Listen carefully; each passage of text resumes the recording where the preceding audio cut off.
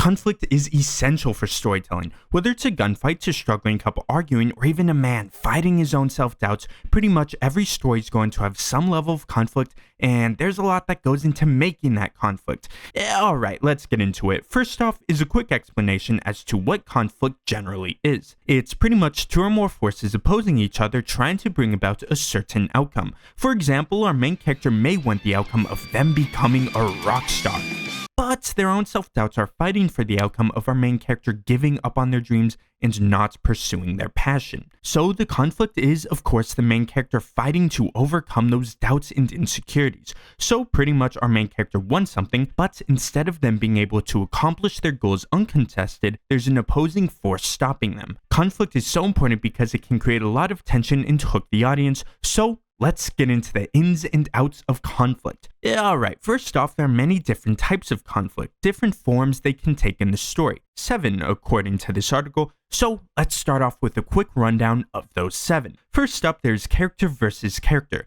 This is, as you've probably already guessed, when one character has a conflict against another character. Now, character is a bit of a loose term. In most cases, it'll be human versus human, but depending on the type of story, your characters can be elves, monsters, aliens, gods, or even the Schmergle Flurgle from a Ghoulie Boolie, whatever you like. Character in this sense is any being possessing a certain level of influence or intellect, meaning they are conscious and have an impact.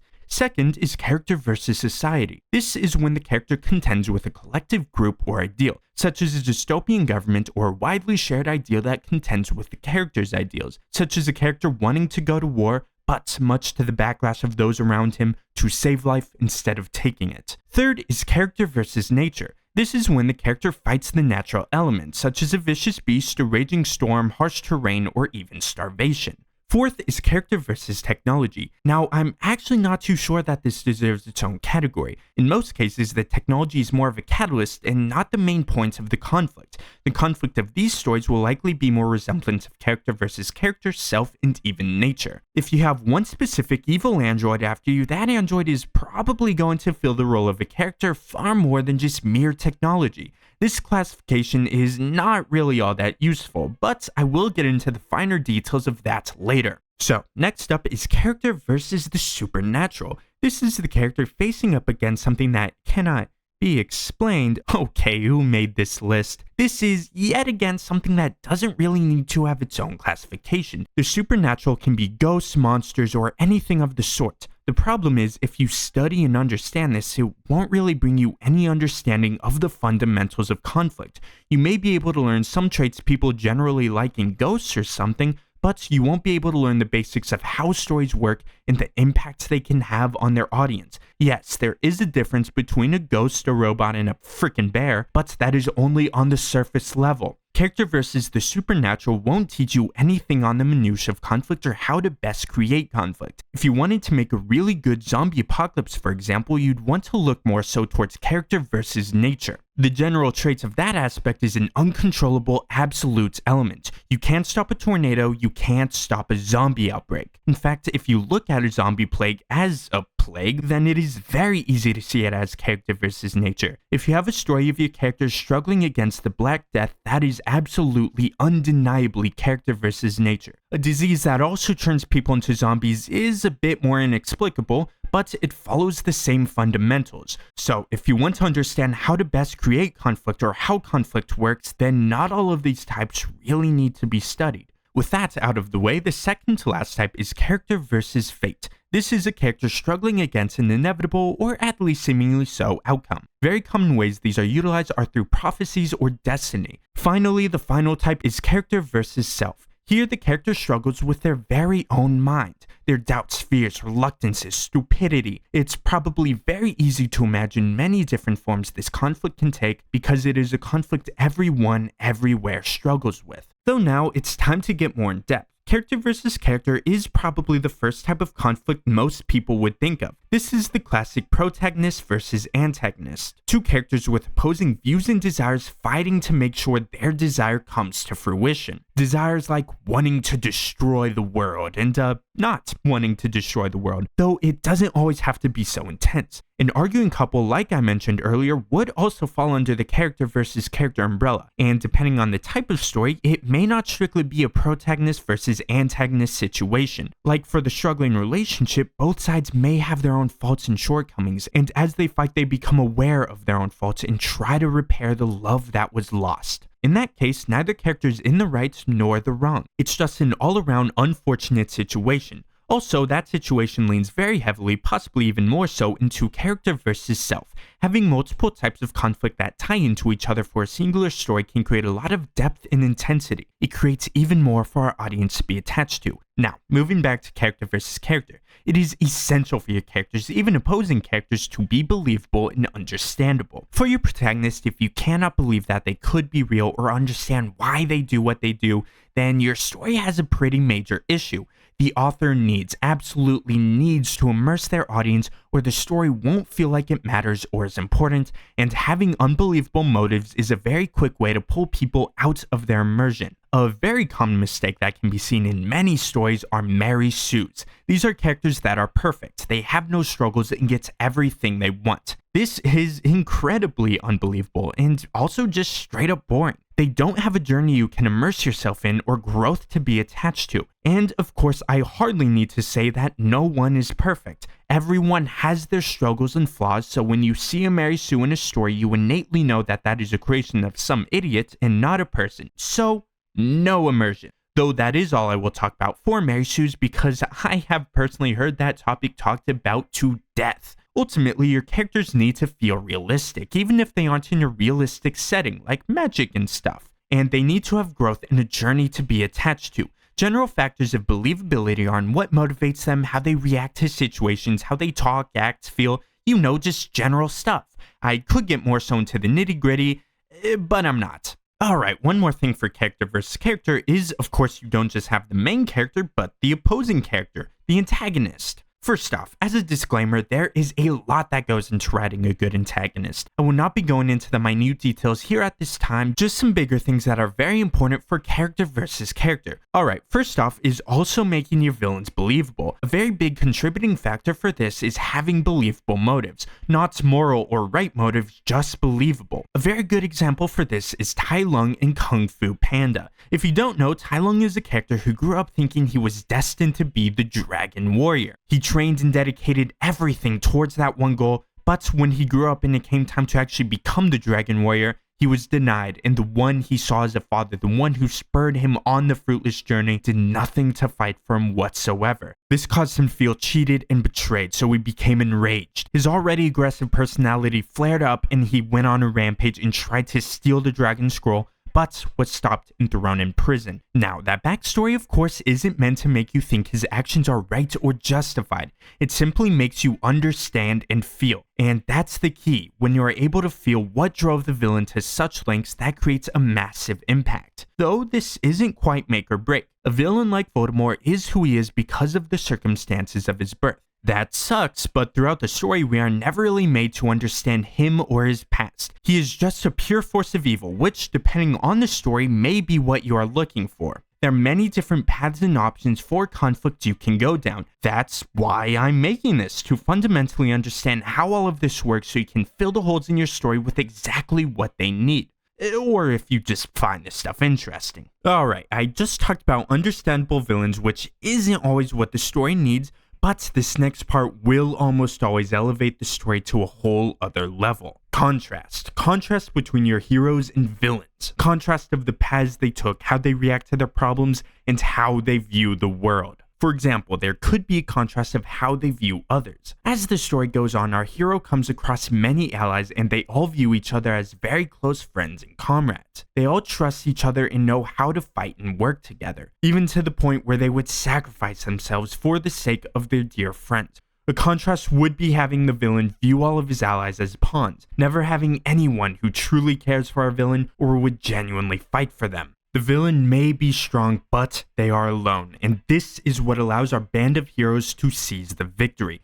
Because of the contrast, our heroes won and the villain lost. Now, you may be wondering why contrast is so nice, and I'd say it's mostly because it emphasizes our protagonist and their path. When you have two contrasting paths, you can really see their differences and the effects of those differences. You can see why all of our characters' actions are so important. And another little touch you could add is having your protagonist be unsure of what path they are to take in the beginning. They don't know what to do, and they possibly even dip their toes into the more unstable path the antagonist follows. This means when they do find their path, what they should do and why they should do it, it's far more rewarding and triumphant. So, a good contrast between our characters can be something that is very beneficial. But before we move on, let me talk a bit more about Kung Fu Panda, because those movies have some excellent contrast. Tai Lung and our hero Po have a lot of similar experiences, but those experiences all have different outcomes, which leads to the two having very different outlooks in lives. For starters, we have their parents. Tai Lung was abandoned at birth and was brought in by an adoptive father, Shifu. And we don't officially figure this out until the second movie, but it's not very surprising to find out that Po the Panda's biological father was in fact not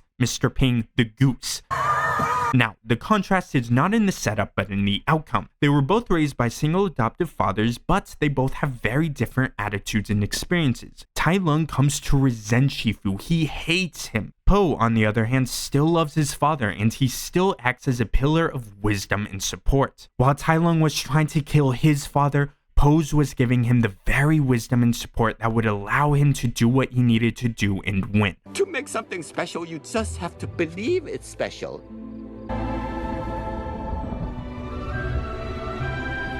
There is no secret ingredient. So, that's a pretty big contrast. Another contrast is in how they view being the Dragon Warrior, the one worthy of reading the Dragon Scroll. Now, Tai Lung, of course, feels obligated to it. Po, the one who received the title, could not believe it. Tai Lung lashed out against the world where the world lashed out against Po. Those who were supposed to be his comrades insulted and degraded him, and the one who was supposed to be his teacher tried everything in his power to make him quit. But unlike Tai Lung, even though things did not turn out quite as he had imagined, he listened to Oogway's advice and obeyed his wish for him to be the Dragon Warrior. Also, while Tai Lung saw the Dragon Scroll for its power, Po saw it as the key to learning Kung Fu, something that he is deeply passionate about and desperately wanted to learn, something that is at the very center of his being and identity. In fact, when it came time for Po to face Tai Lung after he had learned Kung Fu, he forgot about the scroll. Shifu had to remind him. So while Tai Lung wanted to be the Dragon Warrior for the power, Po wanted to be the Dragon Warrior to live a far happier life with far greater fulfillment. Tai Lung just wanted the scroll, and Po actually wanted to be the Dragon Warrior. Alrighty, there are probably even more forms of contrast between the two, but you probably get the point by now, so let's move on and start tying everything together. Now, the main point behind character versus character is, as I have mentioned, two characters having two opposing goals or ideals. I find the best instances of character versus characters when the author lays out the opposing characters, their personalities, their goals, and the reasoning behind their goals. A good example of this is in Across the Spider-Verse, which I was finally able to watch just the other night. Alright people, let's do this one last time. Here, one of our antagonists is Miguel O'Hara, even though he isn't evil or anything. His goal directly contradicts that of Miles' goal. Miguel wants the multiverse to stay intact, and Miles wants to save his dad, which unfortunately has the potential of destroying the multiverse. We learn Miguel's experience with collapsing multiverses, what he has lost, the things he's been through to make him who he is. We also learn, or more so build upon and emphasize, Miles' love for his family and desire to save. The pieces are all laid out, and we can really feel and understand all of the characters' emotions, which really draws the audience in and, of course, leaves an impact. Ultimately, what I'm getting at is that the main point behind character versus character is character. Flesh out the characters, what they want, what they're thinking. Really dive into the fact that these are two different characters with two different outlooks, experiences, lives, ideals, reactions. Place the emphasis on the character, who they are, and how they contrast each other. Alright, let's move on. We have character versus society. Here, our character has to face more of a collective. If everyone in the story all follows a different set of ideals than our hero, then that can create a very strong sense of isolation. They may be alone with very few people fighting against the majority, like in Across the Spider-Verse. Alright everyone, let's do this one last time. A very big plot point in that movie is the Spider Society. they all side with Miguel and all try to stop Miles. Now, the majority is, of course, all nameless and faceless. Well, most of them are probably named Peter, but that's besides the point. This serves to make it feel like it is Miles against the world with having so many people contend with him. But where it really shines is when the few people Miles is really close with, the people that have been really developed, also conform to the Spider Society. This is extremely emphatic for making Miles feel alone and to make it feel like he's fighting against the tide. And that is the main characteristic of character versus society. Fighting against the tide, against the path everyone else is following. Here the character's mostly alone and the people around them are constantly trying to change them and make them conform, but our main character refuses and continues to fight for what they believe. And that brings us to character versus nature. The main trait behind this is an absolute emotionless force that cannot be fought against or changed. All you can do against it is defend yourself, weather through it, or try your best to minimize the damages. Nah, that's totally a lie. It being unstoppable is a common trait, but not an absolute one. For example, if a pack of hyenas are threatening you, you can just, kill them. So ultimately, while it is common, the only absolute trait is it being emotionless. But anyways, an example of this would be a bunch of sailors out at sea, then a vicious thunderstorm suddenly appears. The thunderstorm has no intention, desire, it isn't trying to kill a ship full of sailors. It simply exists without any personality or emotion, and there's nothing the sailors can do to make it go away or to calm it down. Let me reiterate, it is an unstoppable and or emotionless force. Whether it's your character starving in a forest, a sudden bear attack, an earthquake, or even something like a radiation fallout from a failing nuclear power plant. Even though that is something brought about through humanity's inventions and actions, it still follows the same traits of an unstoppable force that cannot be reasoned with. So character versus nature is of course what you would want to use as that situation's model. You can use this form of conflict as the main conflict, like a bunch of sailors fighting to escape an isolated island, or it can also take the form as a simple complication, like the path our heroes were traveling on is infested with beasts, so they have to take a detour. Due to its nature, despair is probably going to be pretty prevalent in these types of situations. Though with this and any other type of conflict, it can fill many different types of roles, though they will all probably have the traits of an unappealing force. Alright, now we can get into character versus technology. As I said, technology is more of a catalyst for the other types of conflict than its own individual type. Unlike the others, there isn't a solid trait that can be seen with it. It isn't like having two characters oppose each other, having the main character fight against the tide, nor an absolute unstoppable force. Character versus technology has no specific traits that make it what it is, that make it good. Instead, technology serves to allow other types of conflict to take their place in the story. An example would be having the evil android TI-82 chasing the main character. It isn't a battle against technology, but a battle against this one specific piece of technology. The problem is this one specific android, so depending on the story, you may want to kind of humanize the android, like giving it a backstory of wanting to kill all of the humans because humans treated androids like slaves. Or if you wanted to make TI-82 more of a mindless soldier, you could make the conflict more of a society thing, like making it a dystopian government or AI taking control over everything, and you could have TI-82 act as a tool for this societal force. Also, as I just mentioned, AI taking over can be a society thing, or it could even be a nature thing if you made the AI an unstoppable force that humanity has to work around. And of course, the whole deal of humanity developing technology that is too powerful, like nuclear weapons or AI that learns too quickly, will probably lean more so into character versus self, with humanity fighting their own hubris. This is that whole scientist thinking of would, should, could, whatever that quote was. All in all, technology isn't really a type of conflict. Like how if the villain were to be an elf, it would still be character versus character instead of character versus mystical woodland being.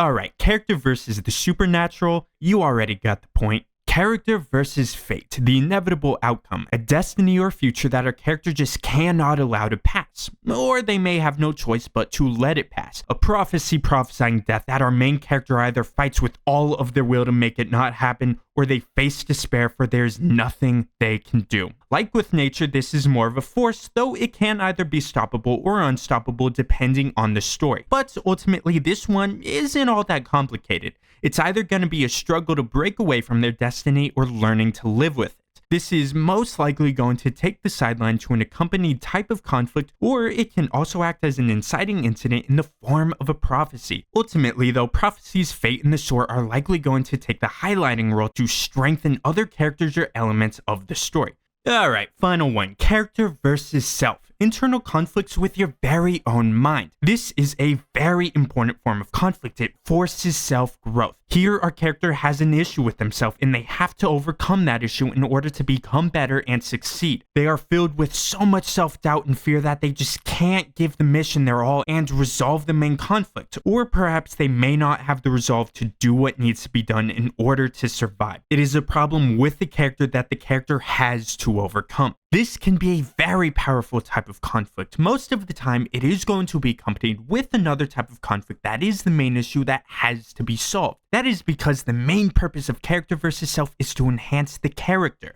The conflicts can be split up into external and internal. Internal's problems exist mainly within the character's mind and usually work best when they enhance other points of the story. External problems are actual, real, tangible problems, and they have to be solved or dealt with, or else it can cause great ruin to a lot of people. So while both external and internal conflicts can play the roles of either the main issue or supporting issues, I'd say it is usually best if the main issue is external and any internal conflicts are supporting, though of course this is all very flexible. Though, back to character versus self. Having a character learn and grow and conquer their shortcomings is something that is very inspiring. I don't necessarily know why that is, it just is. It's very triumphant and inspiring to see our characters grow and become better. This is one part of storytelling that you do not need to question. Alright, let's move on from our types of conflict. Here, I'm going to be talking about strategy. Strategy, in theory, is simple, though can be pretty complex in practice. But what it is simply thinking your way through a situation. Most cases will probably be two characters outsmarting each other, but strategy can be applied to any type of conflict. For example, you could have a storm, but instead of just hunkering down and weathering through it,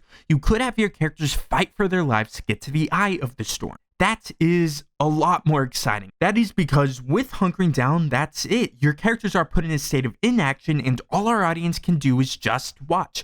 With fighting to get to the eye, however, there is something to do. There's something for the audience to get attached to, and it's probably going to be very suspenseful because for the whole battle, anything could go wrong that can prevent them from getting to the eye or cause many to lose their lives. So ultimately, strategy adds an element to the story that forces the audience to have to think and be engaged. If a conflict is as simple as who can hit the hardest, then there isn't much thinking to be done. All there is to do is just watch. Just shut off your brain and watch, which I admit is some people's style, but probably not most, though I haven't exactly pulled it. Alright, strategy. Being able to outsmart the opponent or think your way out of a situation. Strategy hinges on a character's intellect, being able to come up with a plan and putting that plan into action. This can be as simple as character A and B are fighting. Character A runs into the woods so character B gives chase, but it was a trap. Or if our hero is surrounded, instead of just punching their way out and finding strength they didn't know they had, it would be better to have our character analyze the situation, see where the enemies are weak,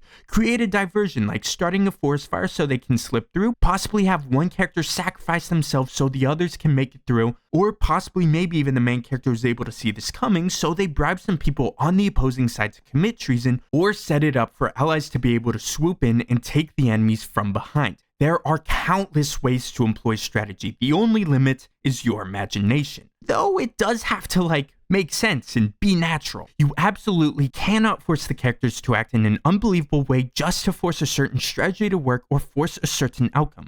Ideally, the audience should completely forget that there is an author because they are just so immersed. Now, let's jump into an example. The single most underrated anime I have ever had the genuine pleasure of ever watching. Kingdom. Now, there are two main reasons why it's so underrated. One is because it has a bit of a slow start, but for reasons I've planned on talking about for a different video. And two, the main reason, the beginning has some production quality issues. The animation does improve, but people see the CGI and don't even give it a chance, which truly is a tragedy. But the reason I'm bringing up Kingdom is because in this, strategy is the name of the game. It's all about war in ancient China, and we see a lot of formations, taking advantageous positions, laying traps, using clever maneuvers maneuvers and techniques to outsmart the enemy. Everything, whether it's a war to take a key city or a war of politics between two people trying to be king, there's constantly a situation to be thought through. For example, there could be a battle to take a hill in a flat forest area because of various strategic reasons, so a battle between two generals trying to outsmart each other ensues. You could have a detached force try to circle around to take the enemy on two sides, but the enemy foresaw this and had troops lying in wait to ambush the detached force. But then it turns out the detached force sent a detached force to cross a dangerous river that the enemy rode off and didn't spare troops to protect because it was such a big risk to cross, which allowed the ambushers to become the ambushees. Does the detached force then regroup after winning and flawlessly go after their original goal of ambushing the enemy main force? Mais non. Something gets in the way, or perhaps the good guy general had a different plan from the beginning and the detached force was just a diversion. I don't know, and you certainly don't, dum-dum. And that's of course the point. Get the audience invested in thinking about what has happened and what's going to happen. Though I will reiterate that some people out there do enjoy the mindless experience. They enjoy just shutting off their brain and watching some cool explosions, which is definitely not wrong of them. They are free to enjoy whatever stories they want. Like John Wick, for example. Alright, this past week I watched all of the John Wick movies for the first time, and they were pretty fun. I enjoyed watching them. But, as you may have been able to tell, I do have one issue with them. That would be the fights against the goons, the subordinates of the bad guys. Almost every time John is taking out wave after wave of goons, I am daydreaming, thinking about something else entirely. In fact, I was thinking of how I wanted to add this section to the script in the middle of a fight. Now, that of course begs the question, what are those fights missing? Well, it certainly isn't excitement or choreography because, well, there's a lot of both of those, but that's not enough. John can take out people a million different ways with all the books and pencils in the world, but for the fights against the goons, they are missing strategy. Well, at least a strategy that the audience can follow. Because obviously, all of John's moves and attacks are calculated and very strategic, but that's more of a character trait. Martial arts and the specific moves to take out the enemy aren't the type of strategy that really invests the audience into the fight. The type of strategy for that is the plan. Most of the time, for the goon fights, the only plan is to just survive. Doesn't matter how John does it or how fast, all he has to do is take out the enemy before they take out him.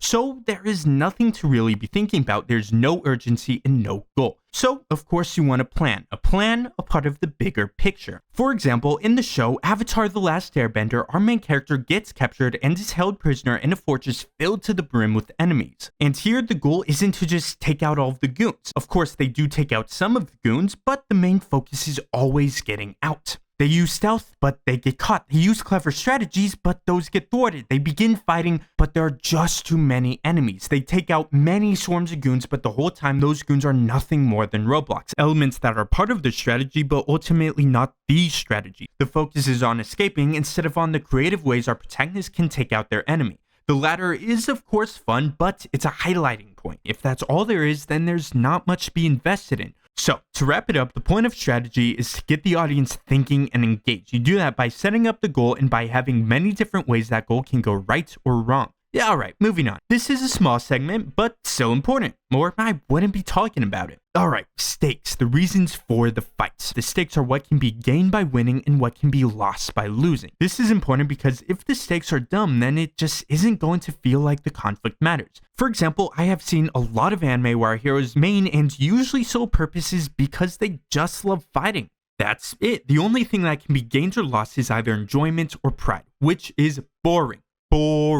Now, once again, if you just want a simple mindless fight, then it isn't a problem. But if you want something deeper to latch onto, then big problem. Big problem. Especially for the whole fighting because I like it dealio, because I've just seen it so many times and it's just the same every single time. There's nothing special or unique about it. So, for the stakes, there needs to be the potential for something gained and something lost. A lot of the time, this is the fate of humanity, whether everyone dies or not, but that isn't the best. The reason for that is because it just doesn't matter. I mean, everyone dying is unfortunate to be sure, but we don't know who 99.999% of those people are, so it's difficult to feel for them. That is because for these characters in stories, you have to put in a lot of time and effort to really humanize them and make them feel real, make the audience feel for them. The nameless, faceless world dying just doesn't incite much emotion. Also, that's not even mentioning that it's obvious the heroes will win because unless we have a poopy tragedy on our hands, the world isn't going to be destroyed. A better example of stakes is to put one singular person's fate on the line. Someone who has been developed and means a lot to our hero. A brother, friend, lover, anyone close to our hero. Anyone where if their life were to be cut short would cause a great amount of tragedy and sorrow. That is a lot more intense. It's very possible because the story would have no issue continuing onward if only this one person were to die, and it also means a lot to our audience. Ultimately, there needs to be a genuine potential for loss. With that, the audience is invested in the outcome because you really don't want the hero to lose. Also, of course, you need to have something gained in victory. Without that, it may not feel like your hero won. Either the enemy has to give up on their attack, someone close to the hero is saved, or our hero was able to gain some helpful boon. The victory needs to feel triumphant, or it'll feel anticlimactic, which is never a good feeling to have. Alright, you get the point. Now let's move on. Here, I want to talk about the thing that prompted me to want to make this video. The trading of the advantage. Now, in any form of conflict, the vast majority of the time, one side is going to have the advantage. They're going to be in a certain position where they are favored to win. They may be stronger, they may have more troops, they may have a more advantageous position, or of course it could be a situation where the tornado has the advantage over the town. So something that is very good to do with these advantages that creates a lot of tension is to trade it between the two sides. For example, the hero and enemy could be in a gunfight and the hero initially has the advantage. They have the high ground with better cover, so it is much harder for the enemy to get a shot off on the hero. But after many failed shots against the enemy, we start hearing some empty clicks. The hero is out of ammo, so he has to pull back, which of course puts the enemy who is on the defensive and didn't fire any shots in a much more advantageous position. Though it of course doesn't end there because the enemy gives chase, but the hero is able to lay traps beforehand, but the enemy is able to squeeze his way through those traps, so the chase continues with the advantage continuously trading. So ultimately for these conflicts, you want the one with the advantage, the one in the position to actually win, to always be changing. So let's get into the ins and outs of these trades. First and foremost, there has to be progress with each and every trade. One side gets weaker, they lose troops, they fired off their special ability that they can only use once, but it failed, so they lost that card to play. The conflict must always be progressing forward or else it will stagnate and make the audience very bored.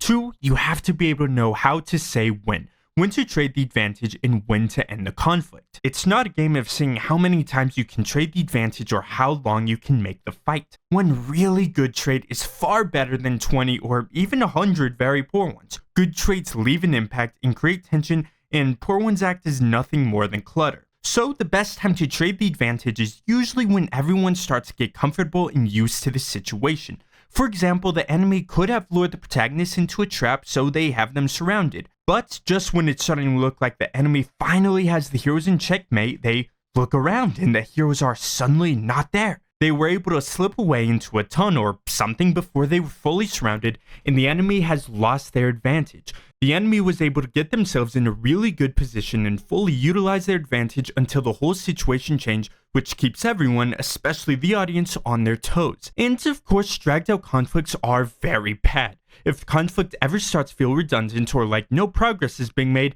then it's overstaying its keep. There should always be some form of progress happening, and when that stops, so do you. Whether one side finally achieves their goal or one side is too weak to carry on. Also, the trades have to be like cool and fresh. They can't be something as simple as, oh, he powered up, oh, the other guy powered up. There's nothing to latch onto there. You gotta have your audience thinking and engaged. Strategy. The more intelligent and big they are, the bigger the impact they will leave. Also, these trades can't be based off of pure luck. A little bit of luck is fine, but if our characters turn the tables not because of their skill or ability, but because something completely unforeseen just so happens to help our characters, then the audience isn't going to be too happy. That is called plot armor, and no one likes that. Though, of course, what's the point of knowing how to do something if you don't know why it's important? So, one of the main features of advantage trading is to create an incredible amount of tension. You don't know when the situation will suddenly change up on you. It may look like the hero is winning, but there's a limitless number of possibilities that can happen to turn the situation on its head. Obviously, that gets the audience immersed. For example, a show called Hunter x Hunter. The X is silent. This is the show where I first noticed advantage trading, and a very good example for that is the fight of Netero versus the Chimera Ant King. Now, this is a very important fight with a lot of build-up, so here is your spoiler warning. But for this fight, Netero is very strong, one of the strongest humans alive, but the Chimera Ant King, aka Miriam, is just that much stronger. He goes beyond the peak of humanity, so going into the fight, Netero needed a crutch, and fortunately, he was able to get one. Miriam did not know what his name was, he was just referred to as the king, but he desperately wanted to know the name his mother had given him. Fortunately, Netero's subordinates were present for his mother's death where she said his name, Miriam. So Netero was able to leverage this information by saying that he will tell Miriam his name, but only if he's able to be defeated without being killed. This is a pretty big advantage because while Netero was still far weaker, he was able to go for the kill and Miriam wasn't. So the fight starts and Netero shows a slight advantage. His special ability allows a giant 100 type Guardian Bodhisattva to launch an attack whenever he prays, and he can pray really fast. So he has 100 unique moves to use against Miriam very quickly, and Miriam can't get past it. It doesn't do all that much damage, but it's fast enough to smack Miriam away before he gets close. Though, of course, the advantage trades. Despite there being a limitless combination of attacks that Netero can use, Miriam is able to use his vast intellect to pick up on his subconscious patterns, and he's able to slip through the Bodhisattva and take Netero's leg. Miriam thinks this is it. He thinks Netero will bleed out after too long, so he wins. So that puts Miriam on the top. He has the advantage. But surprise, surprise, the advantage changes almost immediately. Netero smacks his leg and it closes in on itself and stops the bleeding. He then starts fighting again with absolutely no issue. So there's some more smacking around as Netero keeps Miriam back for a while, but Miriam once again is able to get close, but this time he takes an arm, stopping Netero from being able to pray. And even if he could continue, it's clear that Netero just isn't doing anywhere near enough damage to take out Miriam, so it's looking like it's hopeless, that Miriam has it in the bag, that Miriam has the advantage. But then Netero hits them with the "you think I cannot pray with only one arm" and uses one more attack, but this time the Bodhisattva appears behind Miriam and captures him. Its mouth unhinges and shoots out every last ounce of strength Netero has. It's a very strong attack. The audience has no idea what happened, if it was enough. And so the dust begins to settle, and we see severely injured Miriam, but an alive Miriam. It just wasn't enough, and now Netero cannot continue the fight. It finally looks like Miriam has the ultimate advantage. But it's not quite over. Netero tells Miriam his name, then he says to never underestimate humanity's infinite potential for evolution. He then pierces his own chest, and then...